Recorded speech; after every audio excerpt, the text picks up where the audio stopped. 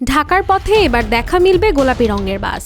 সড়কে শৃঙ্খলা ফিরে আনতে আব্দুল্লাহপুর থেকে রাজধানীর বিভিন্ন গন্তব্যে চলাচল করবে ২১টি কোম্পানির ২৬১০টি বাস। তবে এসব বাসে ওঠা যাবে না টিকিট ছাড়া। ঢাকা সড়ক পরিবহন মালিক সমিতির সাধারণ সম্পাদক মোহাম্মদ সাইফুল আলম জানান, টিকিট কাউন্টার ভিত্তিক বাস পরিচালনা কার্যক্রমের উদ্বোধন করা হবে। এই রুটে প্রায় ২৬১০টি বাস চলবে, যার সবকয়টির রঙই হবে গোলাপি। তবে এসব বাসে ওঠা যাবে না টিকিট ছাড়া।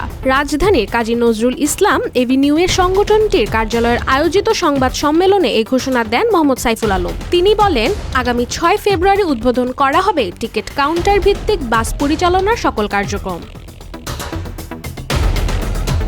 তিনি আরও জানান, চলতি মাসের মধ্যে মিরপুর, গাবতলী, মোহাম্মদপুরে চলাচল করা বাসগুলো টিকিট কাউন্টারের মাধ্যমে করা হবে পরিচালনা। এখন থেকে বাস কাউন্টারে এই পদ্ধতি চালাতে হবে এবং যাত্রীদের নির্দিষ্ট কাউন্টার থেকে সংগ্রহ করতে হবে তাদের টিকিট। এমনকি নির্দিষ্ট কোনো স্টপেজ ছাড়া বাস দাঁড়া করানো এবং যাত্রী উঠানোও যাবে না, যার জন্য যাত্রীদের নির্দিষ্ট কাউন্টার থেকে টিকিট কেটে উঠতে হবে বাসে।